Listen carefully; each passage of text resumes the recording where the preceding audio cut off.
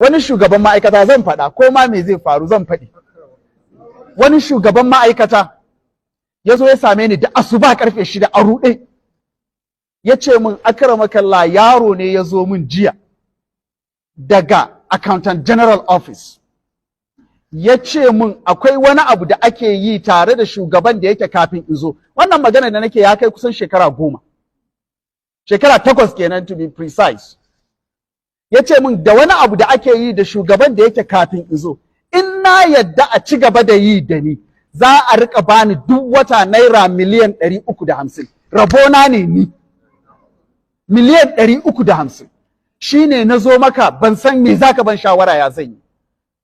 Bayan mun yi shawarwari a ƙarshe sai ya je ya sami dai wasu manya, sai suka ce to ya dai yi abin da ya ga ya dace. A taƙaice da wannan abin ya ce shi bai yadda a ci gaba da yi ba. Aka ɗauki ma'aikata 4,900.